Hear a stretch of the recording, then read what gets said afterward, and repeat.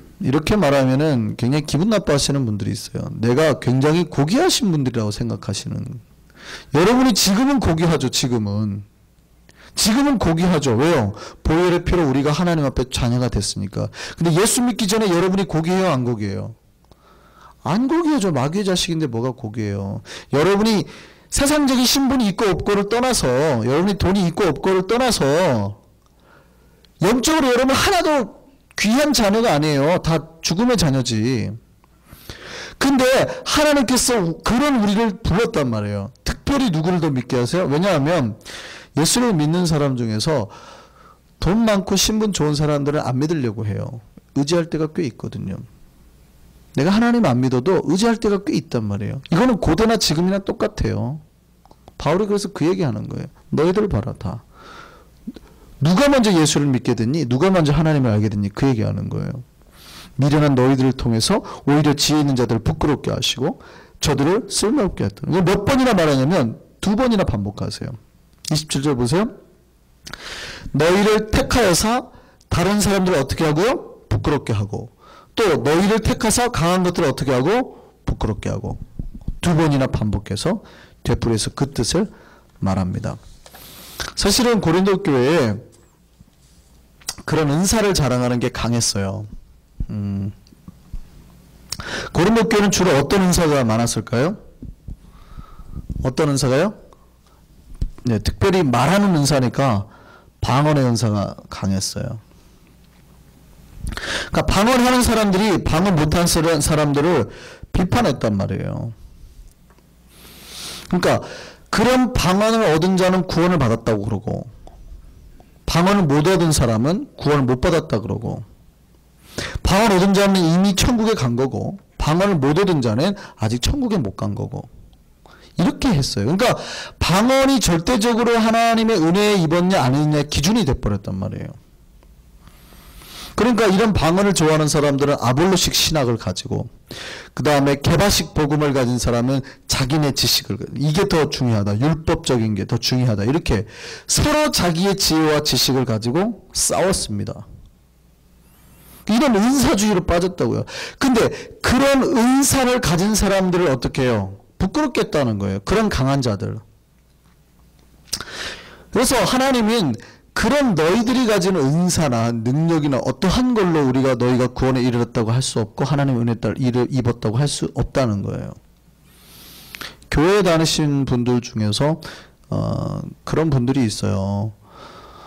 근데 우리 교회에 해당이 안 돼서 참 조심스럽습니다만 그러니까 방언이 있으면 우리가 뭐 제자훈련 때도 잠깐 말해 나왔지만 방언을 받으면 굉장히 자랑하시는 분들이 있어요. 그러니까 내가 하나님의 은혜를 좀 더 많이 가진 것처럼 이렇게 막 자랑을 하세요. 방언을 받으면. 근데 절대 옳지 못하거든요. 방언을 받은 거는 좋은 거예요. 안 받은 사람보다는 받은 게 훨씬 좋은 겁니다. 우리 교회는 좀 받아야 되는데 많이 그런 거에 대한 열정이 없으셔가지고 저는 좀 걱정이 되기 때문에 오해 방언에 대한 안 좋은 선입관이 생길까봐. 근데 은사가 있다고 자랑하면 안 된다고요. 방언은 하나의 은사잖아요. 방언이 하나의 은사라는 얘기는 김동호 목사님식으로 표현을 해볼까요? 마치 영어 타이프 좀 칠 수 있는 사람이라는 개념과 똑같다는 거예요.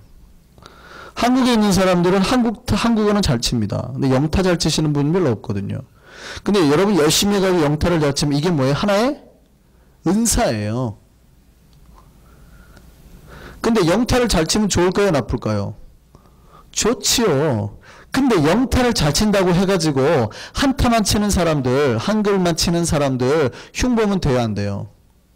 근데 흉보는 사람이 꽤 많다는 거예요.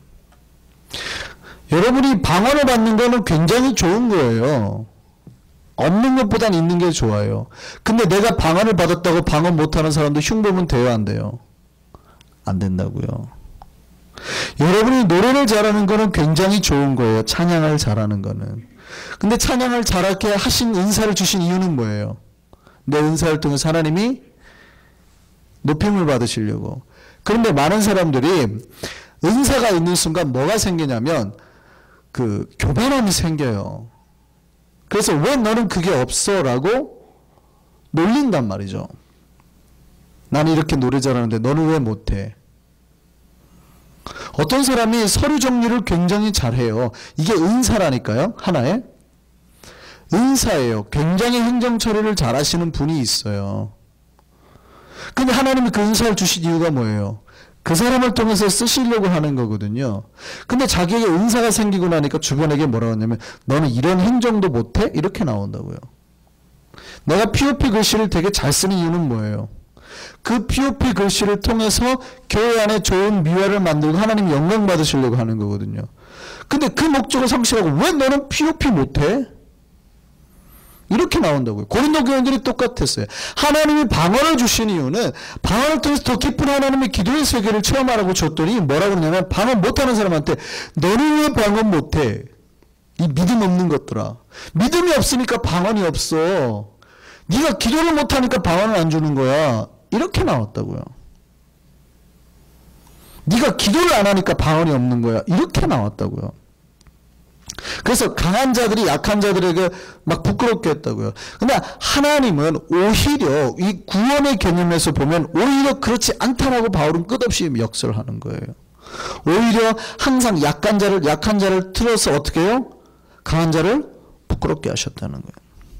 세상에 천한 것들과 멸시받는 것들을 택하여서 있다고 하는 자들, 부자들, 돈 많은 자들, 능력받은 자들을 어떻게 해요? 오히려 패하게 하셨다. 이게 구원의 길이라는 거예요.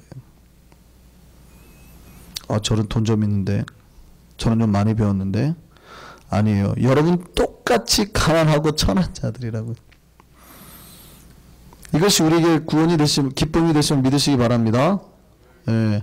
그래서 제가 산상수훈 강의할 때 그런 얘기를 했어요. 심령이 가난한 자는 복이 있나니. 그죠? 그러니까 가난하면 복이 있다 그러니까 많은 사람들이 막 갈등해요. 우리는 가난해지자. 그리고 우리는 핍박받자. 이렇게 설교를 많이 해석하시군요. 그것도 괜찮지만 예수님의 그 지금 그 산상수훈의 설교를 듣는 사람들은 뭐예요? 가난한 자들이에요. 핍박받는 자고 노예들이고 거의 몸 파는 사람들이고, 왜냐하면 돈이 없어서 하나님 앞에 11조도 못 내고 바치고 싶지만 제사도 못 드리고 불결한 사람들이 부정해서 적절한 율법적인 의무도 잘 못하는 사람들이. 그러니까 율법적인 의무를 다 못한다는 거는 하나님 앞에서 맨날 죄 짓는 거죠. 성전세도 똑바로 못 내고 하나님 앞에 제사도 못, 돈이 없으니까 양을 어떻게 잡아요? 비둘기도 똑바로 못 드리고 이런 사람들이 모여가지고 예수님 말씀을 듣는데 예수님이 거기다 뭐라고 그래요? 성전세 잘 내는 사람이 복이 있고 뭘 잘하는 사람 복이 있고 하지 않고 가난한 자가 복이 있고, 에? 맨날 울고 있는 사람이 눈물 흘리면서 사는 사람이 복이 있고, 이런 사람들은 뭐 하나님의 뭐 천국을 볼 거고 뭐 이러니, 그러니까 듣는 순간 그 말씀이 자기 은혜예요 아니에요? 우리는 가난해지자 그러고 우리는 더 눈물 흘리자 그러죠. 왜요? 여러분은 많이 가졌으니까. 근데 예수님의 설교를 듣는 사람들은요, 듣는 순간 은혜가 돼요. 내가 그럼 가난해져야지 막 결단하는 게 아니라 듣는 순간 그냥 은혜가 되는 거예요. 그렇구나. 나 같은 것이 은혜를 받는구나. 복을 받는구나. 이해되세요? 하나님은 그렇게 약한 자를 들어서 다 구원받게 하셨다고요. 부자들은, 바리새인들, 사두개인들은 예수를 안 믿었어요. 그 얘기하는 거예요. 복음 이야기. 그 얘기는 뭐냐면 세상의 능력, 지혜, 어떠한 것으로도 구원에 이르는 길은 없어요. 너희가 보기에 미련해 보이는 이 십자가 사건으로만 구원이 가능하다는 얘기예요. 그 이제 설명해 주려고 이제 고린도 교회를 예로 든 거예요, 바울이. 고린도 교인들은요, 이 은혜성을 이해를 못했어요. 구원의 은혜성. 내 힘과 능력으로는 절대 하나님 앞에 구원을 못 받는다는 이 은혜성을 이해를 못하니까 세상 사람들과 똑같이 뭐 자랑했냐면 부 자랑했어요. 부. 명예 자랑했다고요. 그런 것들을 자랑했어요. 그러니까 바울이 뭐라 그래요? 그런 거 자랑하지 말라고.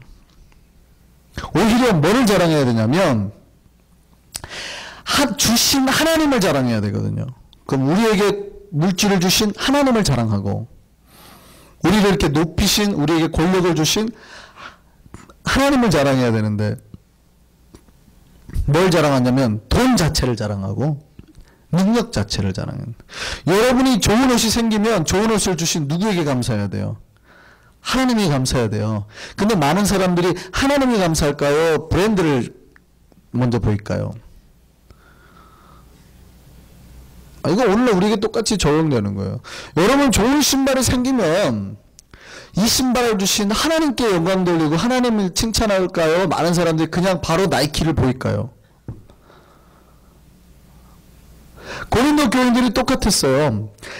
선물을 주셨으면 하나 주신 아버지를 칭찬해야 되거든요. 근데 많은 사람들이 주신 그 선물, 받은 선물에 집착을 했다고요. 이것이 잘못이라고 말하는 거예요. 고린도인들이 빠진 잘못. 마치 불교에 보면 선승의 버감록에 보면 그런 말이 있죠. 여러분 잘 아는 말인데. 달을 가리켰으면 달을 봐야지. 뭘 보고 있어요? 손가락을 바라보고 있다고요. 본질은 안 보고 허상만 보고 있어요. 저 달의 밝음을 봐라 그랬더니 전부 다 손가락 쳐다보고 있어요. 그러니 달이 보여요, 안 보여요? 안 보이는 거죠. 똑같은 거예요. 우리가 하나님이 우리에게 그러한 복들을 주신 이유는 복을 주신 이를 보라고 주신 건데 우리는 받는 순간 눈이 확 멀죠. 그게 어릴수록 심합니다. 어릴수록. 우리 성산이나 한민이나 한주를 보면은 알아요. 장난감을 사주면 감사합니다라는 말 대신에 나이가 어릴수록 뭐에 더 눈이 많이 뺏겨요? 장난감에. 눈이 많이 뺏깁니다. 아버지는 장난감을 준 순간 없어지죠. 근데 커갈수록 아이들에게 가르치죠. 반드시 고맙습니다 하라고. 그러면 커갈수록 우리 성산이는 벌써 이제 좀 이해를 하기 시작해요. 그래서 먼저 장난감을 받으면 아버지 감사합니다. 물론 그 다음에 집착하긴 하지만 장난감에. 반드시 한 단계 한 단계 커가야 되거든요. 그러면 우리 신앙이라는 게 자라나면 자라날수록 여러분이 믿음이 깊어지면 깊어질수록 여러분이 돈이 많아지고 능력이 많아지고 여러 가지 물건이 많아질수록 어디에 더 감사가 많아져야 돼요? 그거를 주시는 하나님에게. 그런데 사람들이 그게 쉬워요, 어려워요? 돈이 많아짐과 비례해서 하나님에 대한 관심도는 급격히 떨어집니다. 오히려 신앙의 많음과 상관없이 신앙이 오래될수록 그게 감사하는 도가 높아져야 되잖아요. 근데 돈과 신앙과 별개예요. 오히려 거꾸로 돈이 많아질수록 그런 감사율은 더 떨어지죠. 하나님을 의지하기보다는 돈을 의지하는 마음이 커진다는 얘기예요. 고린도 교인들이 그랬어요. 그래서 그들은 자신의 은사, 자신의 능력, 자신의 그런 것들, 자기가 가지고 있는 세상적인 권력 이런 거에 감사했단 말이에요. 그러니까 바울이 뭐에 감사하라고 말해요? 그런 것들 자랑하지 말고 뭐를 자랑해라? 31절 기록된 바 같이 읽겠습니다. 시작. 기록된 바 자랑하는 자는 주 안에서 자랑하라 함과 같게 합니다. 이거 어디서 많이 들어봤죠? 어디서 들었어요? 네, 이번 주 지난 설교에 들었죠. 바울은 이 말을 굉장히 잘했어요. 원래 이 말이 예레미야서에 나오는 말씀이에요. 예레미야서에 나오는 말씀인데 바울이 이 말을 인용을 참 잘합니다. 그래서 고린도전서에도 한번 인용을 하고 고린도후서 10장 지난주 본문에서도 10장 17절에서도 또 인용을 합니다. 근데 자랑하는 자는 주 안에서 자랑하라는 말이 무슨 말이에요? 이거는 사실은 본문을 잘못 해석한 거예요. 그러니까 사실은 이게 헬라적인 수거거든요. 수거를 그냥 문자적으로 그대로 갖다 썼어요. 근데 본문의 뜻은 뭐예요? 예레미야서를 읽어보면 알아요. 주님 안에서 자랑하는 말이 없어요. 그냥 주님을 칭찬하고 찬양하라고 되어 있어요. 그러면 본문의 뜻이 원래 뭐예요? 절대 너희가 가진 뭘 자랑하지 말고 돈 자랑하지 말고 능력 자랑하지 말고 권력 자랑하지 말고 누구 자랑하고 살아라? 주님 자랑하고 살아라. 이것이 복이라는 거예요. 이것이. 교회 안에 자기가 가진 소유로 자랑하시는 분들이 있어요. 우리 교회는 별로 없어요. 우리 교회는 별로 없는데 한국에는 돈 가진 분들이나 이런 분들 꽤 많이 와요. 교회에. 정치인들도 좀 오고요. 왜냐하면 교회가 커갈수록 그런 분들이 좀 몰려요. 정치인들이. 그분들은 딱 보좌관 데리고 오거든요. 자기 옆에 보좌관 한 명 데리고, 그러니까 뭐 오면 막 서포팅하고 뭐 이러거든요. 그러면 하려고 그러면 막 인사하고 다니고요, 막 챙기고요, 옆에서 좋은 차 타고 와가지고 문 탁 열어주고요. 그럼 어떻게 합니까? 막 목회자가 나가가지고 또 막 이렇게 하죠. 물론 그분들도 겸손합니다. 선거철이 되면 이렇게 합니다. 선거 끝나면 교회 안 나오지만. 교회 안에 그런 분들도 꽤 오고요, 돈 있는 분들도 꽤 옵니다. 근데 초신자 때는 이해를 해요. 신앙이 없을 때는 그런 것들이 자기의 힘이라는 거 이해해요.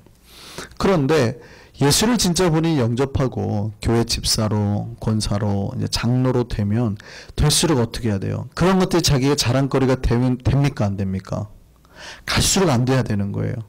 초신자 때는 그게 신앙거리가 돼요. 근데 갈수록 그 률이 줄어들고 주님이 높아져야 되거든요. 그런데 신앙생활 오래 하셔도 여전히 돈이 능력인 분들이 꽤 많아요.